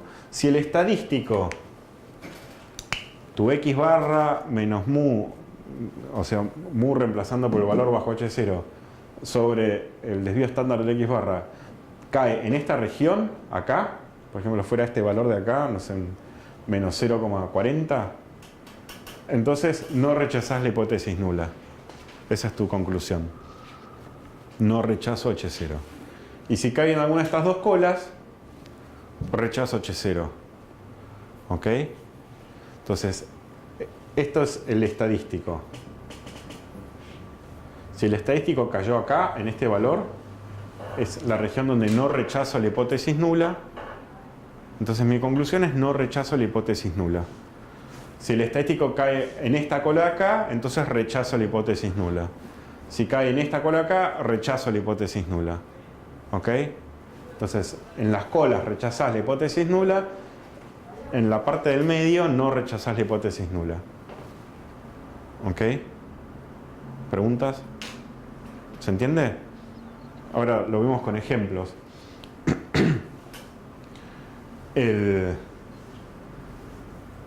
Digo algo ahora, aunque después lo voy a repetir, pero la manera en que uno tiene que armar un test de hipótesis es de manera tal de rechazar la hipótesis nula. Porque desde el punto de vista estadístico, para poder concluir algo, tenés que poder rechazar la hipótesis nula para concluir la alternativa. Si yo rechazo que mu es 10, si yo rechazo la hipótesis nula, entonces puedo concluir algo. Voy a concluir que encuentro suficiente evidencia estadística para pensar que mu es distinto de 10. ¿Ok? Pero si yo no rechazo la hipótesis nula, entonces básicamente no tengo nada. No puedo decir nada estadísticamente hablando. Porque por lo que les decía hace unos minutos, que el statu quo en un test de hipótesis es la hipótesis nula. Básicamente, el estadístico cuando uno lo arma bajo el supuesto de que mu es 10. Entonces, si bajo el supuesto que mu es 10, el estadístico te cae acá, bueno, no puedes decir nada. Ahora, si bajo el supuesto que mu es 10, el estadístico cae acá, entonces ahí sí puedes decir algo. Mu no es 10. ¿Ok? Entonces, siempre que ustedes tengan que pensar en cómo armar un test de hipótesis, ármenlo de manera tal de rechazar la hipótesis nula. ¿Ok? Porque si no rechazan la hipótesis nula, estadísticamente hablando no están pudiendo decir nada desde el punto de vista estadístico respecto del parámetro. Bien. Entonces, estos pasos 2 y 3. El cuarto paso sería esto, ¿no? Ver si el estadístico cae en la región donde no rechazo o en la región donde rechazo. Y acá lo dejé escrito. Entonces, si rechazamos H0, decimos que encontramos suficiente evidencia estadística para sostener que mu es distinto de 10, ¿no? En este caso, si la hipótesis nula fuera mu igual a 10 contra la alternativa mu distinto de 10. Y si no rechazamos la hipótesis nula, decimos en cambio que no encontramos suficiente evidencia estadística para sostener que mu sea distinto de 10. O sea, si yo no rechazo, no encuentro suficiente evidencia estadística para sostener algo distinto que esto.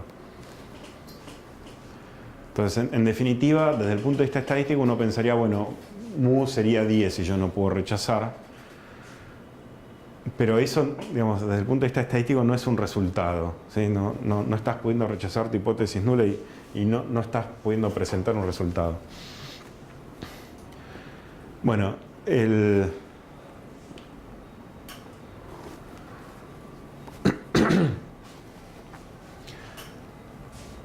un test a dos colas, entonces rechazamos en las dos colas y la región donde no rechazamos es en el medio. Y hago el gráfico en un test a una cola. Cuando tenés un test a una cola, que habría dos casos, ¿no? Si tu hipótesis nula fuera mu mayor o igual a 10 y la alternativa fuera mu menor a 10,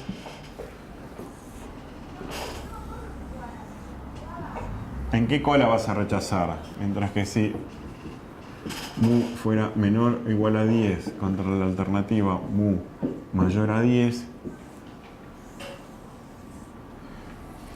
¿en qué cola rechazás acá? ¿En la izquierda o derecha? Izquierda, ¿sí? Entonces, si vos elegiste una probabilidad de error tipo 1 que es 5%. En un test a una cola vas a dejar 5% en esa cola. Y entonces 95% vas a dejarlo acá. En este caso rechazarías en esta cola, o sea, esto de acá tendría que ser 5% y esto acá tendría que ser 95%. Entonces, en el paso 3, cuando calculás el valor crítico, tenés eso en cuenta. Va a haber un solo valor crítico y no dos, como en el caso del test a dos colas. No sé, en el caso de la normal, más o menos 1,96. Bueno, si fuera a una cola y esto fuera la normal, ¿qué número sería este o este de acá? ¿Se acuerdan?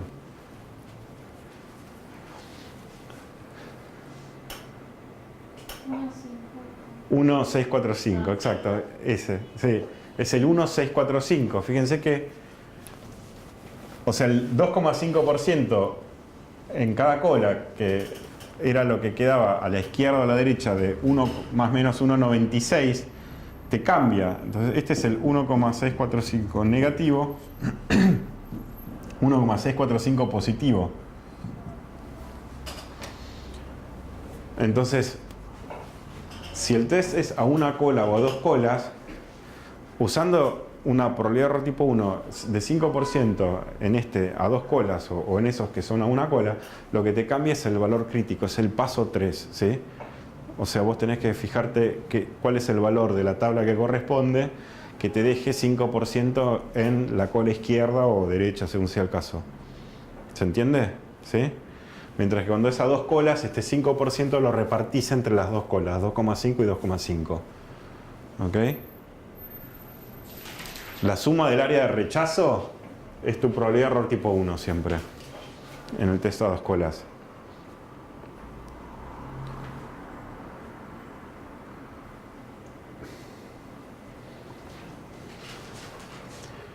Bueno, lo que se llama el nivel de significancia o significance level, y se suele denotar con la letra griega alfa, es la probabilidad de error tipo 1. Aclaro esto porque, digamos, si algún día rinden el CFA, son preguntas que aparecen, ¿sí? ¿Qué es el significance level? Significance level es la probabilidad de error tipo 1, es eso. Significance level es la probabilidad de error tipo 1, a veces lo van a haber llamado alfa. Nivel de significancia.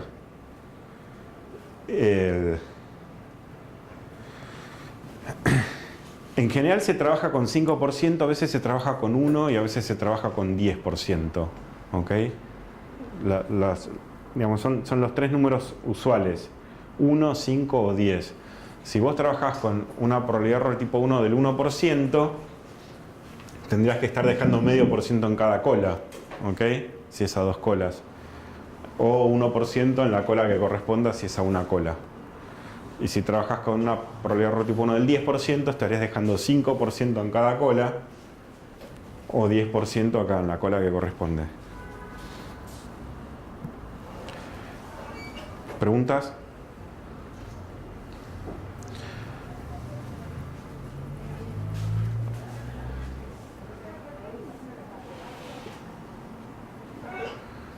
Bueno, el nivel de significancia del 5% lo que está queriendo decir es que hay una probabilidad del 5% de rechazar la hipótesis nula cuando la hipótesis nula es verdadera. ¿Sí? Esa es la definición de error tipo 1. Es rechazar H0 cuando H0 es verdadera. Eso es lo que quiere decir el alfa. Típica pregunta de CFA.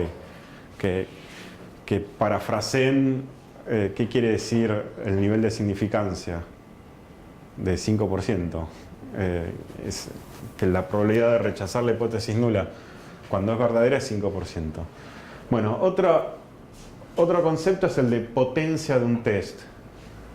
Y el de potencia de un test es 1 menos la probabilidad de error tipo 2. Eso se llama potencia de un test. A veces se usa la letra beta para anotar la probabilidad de error tipo 2. Y en inglés se llama power. Power of a test. La potencia del test es la probabilidad de correctamente rechazar la hipótesis nula cuando la hipótesis nula es falsa. ¿Ok? recuerden que es error tipo 1 o error tipo 2. Error tipo 1 es rechazar la hipótesis nula cuando la hipótesis nula es verdadera. Error tipo 2 es no rechazar la hipótesis nula cuando la hipótesis nula es falsa. Si vos haces 1 menos la probabilidad de error tipo 2, sería la probabilidad de rechazar la hipótesis nula cuando la hipótesis nula es falsa. ¿Se entiende? ¿Sí? ¿De vuelta?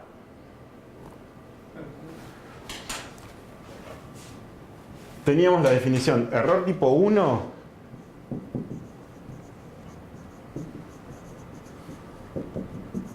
era cuando rechazás H0 y H0 es verdadera. ¿Ok? Esto es el error tipo 1. Es rechazar la hipótesis nula cuando la hipótesis nula es verdadera. El error tipo 2 es no rechazar H0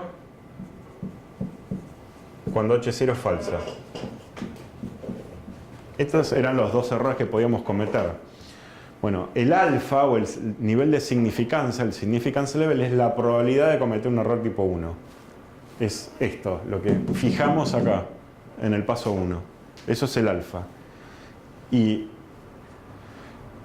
se suele llamar beta la probabilidad de cometer un error tipo 2, o sea, no rechazar H0 cuando H0 es falso. Cuando tu hipótesis nula es falsa. Esa es la probabilidad de cometer un error tipo 2. La potencia de un test, el power de un test, power of a test, la potencia de un test es 1 menos la probabilidad de cometer un error tipo 2. Entonces, si la probabilidad de cometer un error tipo 2 es la probabilidad de no rechazar H0 cuando H0 es falsa, la potencia, el power, sería la probabilidad de rechazar H0 cuando H0 es falsa. ¿Ok? Uno quisiera que eso sea lo más alto posible. ¿Ok? O sea, correctamente rechazar H0 cuando H0 es falsa. ¿Se entiende? Bien. Si reducimos el nivel de significancia, o sea, la región de rechazo a la hipótesis nula, estas regiones de acá, de, no sé, 5% al 1%, por ejemplo, dejaría 0,5 en cada cola, aumenta la región de no rechazo, aumenta esta parte de acá, ¿sí? Si yo trabajo con un alfa más chico, la región donde no rechazo H0 se vuelve más grande. ¿Ok? De hecho, uno de una manera muy naif podría decir, bueno, si yo no quisiera cometer un error tipo 1 nunca quiero cometer un error tipo 1. O sea, yo nunca quiero rechazar la hipótesis nula cuando la hipótesis nula es verdadera. No quiero que me pase nunca eso. ¿Con qué alfa tendría que trabajar?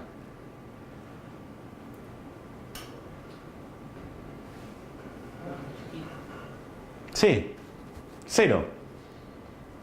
Si tu alfa fuera 0, si tu probabilidad de cometer un error tipo 1 fuera 0, ¿qué va a pasar cuando hagas un test de hipótesis? Nunca rechazás. Si vos nunca rechazás la hipótesis nula, no podés cometer un error tipo 1. ¿Ok? ¿Está bien?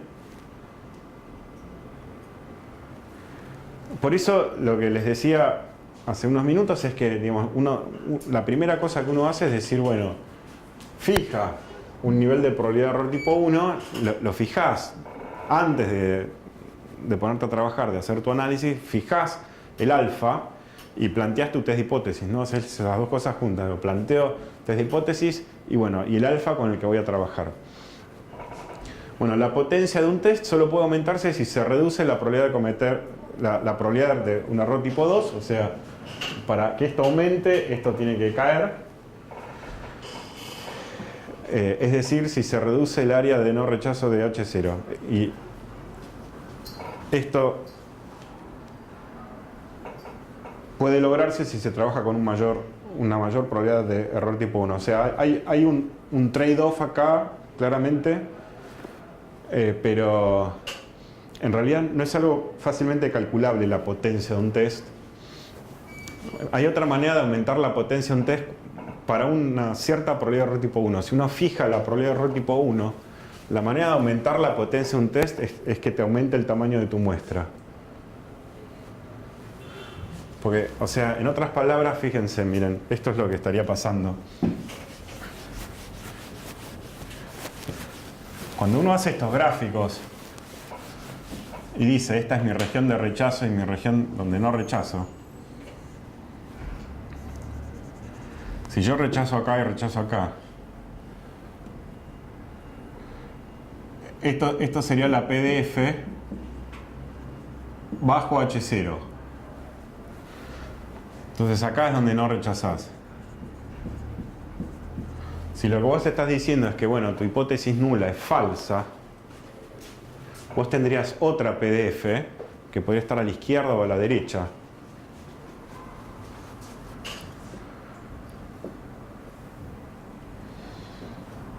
Esta es PDF bajo otra hipótesis, no, llamémosla bajo, no sé, alguna hipótesis alternativa. Entonces, básicamente, acá la región en donde yo estaría aceptando la hipótesis nula sería todo esto. Voy a usar azul.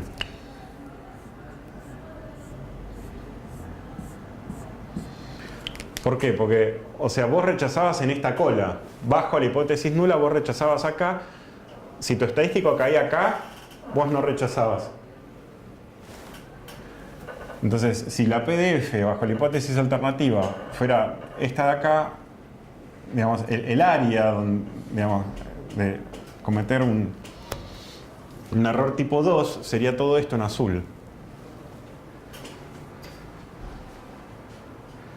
Si el tamaño de la muestra aumentara, estas PDFs se van haciendo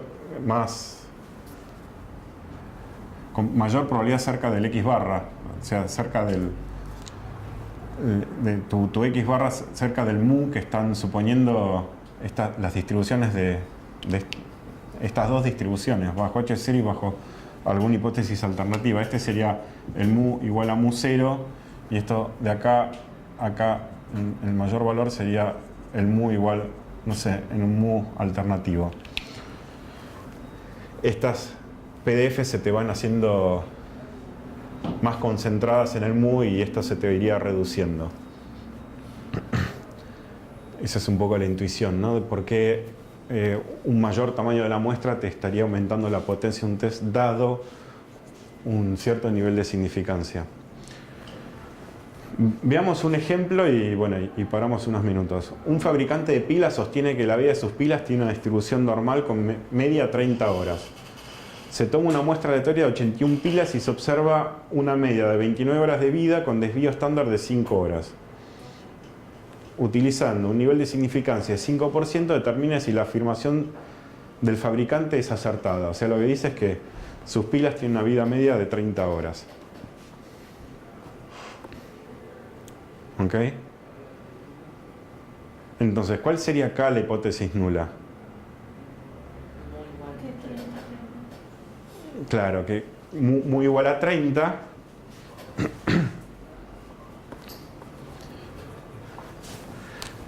Contra la alternativa mu distinto de 30.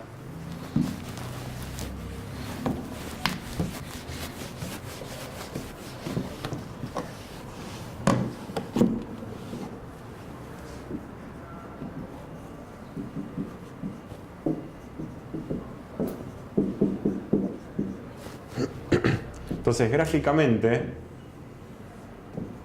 es un test a dos colas. Uno estaría rechazando en la cola izquierda y la cola derecha. Te dice también que trabajás con un alfa de 5%. Un nivel de significancia es una probabilidad de error tipo 1 del 5%. O sea que esto de acá sería 2,5%. Y esto de acá sería también 2,5%. ¿Sí? Entonces acá es donde yo rechazo H0. Y acá es donde rechazo H0.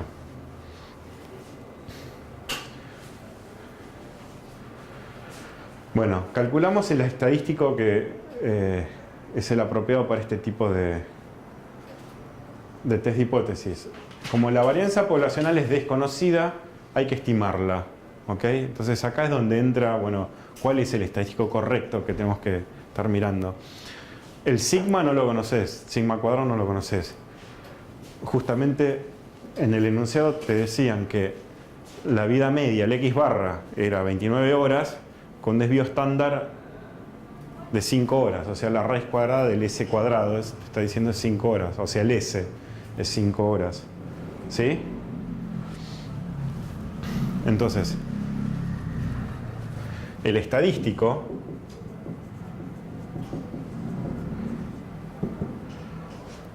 va a ser X barra menos mu dividido la raíz de S sobre raíz de N. Perdón, sin raíz. Si ponemos S sobre raíz de N, este es el desvío estándar. Este sería el estadístico, ¿ok? Que tenemos que usar. ¿Por qué? Porque esta sería la distribución estandarizada del X barra. Vos le restaste la media al X barra y dividiste por el desvío estándar del X barra. ¿Ok? Entonces esta es la distribución estandarizada. Esta es tu variable aleatoria estandarizada de X barra. O sea, es el X barra restado a la media dividido por el desvío estándar. Bien, esto, sabés que va a ser una distribución t-student. ¿Con cuántos grados de libertad? Con n-1 era, ¿sí? Era n-1 grados de libertad. Y el n te lo dan.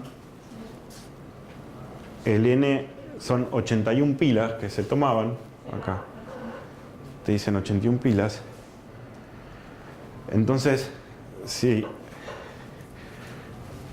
lo que me dicen en el paso 2, en esas instrucciones, lo que escribí, que lo que ustedes tienen que hacer es calcular el estadístico bajo la hipótesis nula. O sea, bajo la hipótesis nula quiere decir que van a reemplazar el mu por el valor que aparece acá. ¿Ok? Entonces, esto sería x barra menos mu, llamémoslo sub 0. ¿Sí? Así es como muchas veces lo ven en los libros. Ese subíndice 0 es el mu bajo h0 sobre s sobre raíz de n. Entonces esto te queda, que es 29, porque eso era el x barra, menos 30, este es el mu bajo h0, dividido, a mí me daban el s, ¿ok? El s era el desvío estándar de esta muestra de 81 pilas. Esto es el s. Ahora, el desvío estándar del x barra va a ser s dividido raíz de n. ¿Ok? Entonces esto va a ser dividido 5 sobre raíz de 81. Sigo acá arriba. Entonces el estadístico me queda, que es menos 1 dividido 5 novenos. O sea, esto es menos 9 quintos.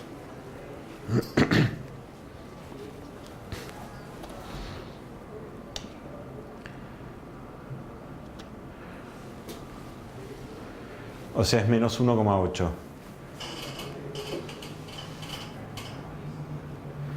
Bueno, el tercer paso consiste en indicar los valores críticos. Los valores críticos venían de la tabla que corresponde que estemos mirando. Este estadístico sigue una distribución t-student con 80 grados de libertad. ¿Ok? Entonces uno tendría que ir a la tabla de la t-student con 80 grados de libertad para encontrar los valores críticos, porque acá son dos, ¿sí? En realidad el número va a ser el mismo, es más o menos ese mismo número por la simetría de la t-student. Entonces, si uno va a la t-student y se fija, el número es 1,99. Ahora se los muestro. uno también pudo haber dicho, bueno, ok, 80 es un número grande, entonces yo uso teorema central del límite, entonces una t-student con 80 grados de libertad, más o menos se parece a una normal estándar. Entonces miro los números de la normal estándar y ni me preocupo por ir a la tabla de la t-student. Hubiera estado perfecto, ¿sí? Como aproximación está perfecto. Si querés tener un número preciso y si tenés que ir a la tabla. Pero si vos querés tener una idea rápidamente, vas a la normal estándar, es más o menos 1,96. Esto es menos 1,8. Si justo esto cayera entre el 1,96 y el 1,99, estuvieras muy cerca del 1,96. Ahí, digamos, sería una preocupación y habría que ir definitivamente a la tabla de la t-student. Pero en este caso, el menos 1,8 cae acá.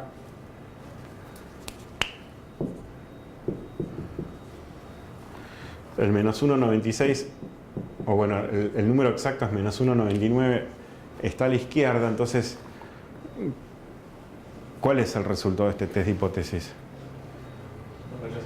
No rechazo la hipótesis nula. ¿Ok? Entonces, como conclusión,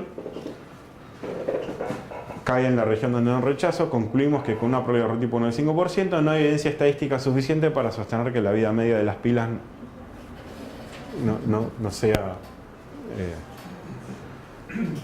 o sea, no hay evidencia para sostener que mu es distinto de 30. ¿Sí? O sea, voy a terminar concluyendo que, bueno, sí, mu sería 30. En realidad no concluyo nada. Eso es el resultado final. No puedo decir nada. Hubiera concluido algo, se hubiera rechazado. Se hubiera rechazado y podría decir, bueno, hay evidencia para sostener que mu es distinto de 30. ¿Okay? En este caso, digamos, uno tendría que pensar que, bueno, mu es 30. No puedo sostener lo contrario.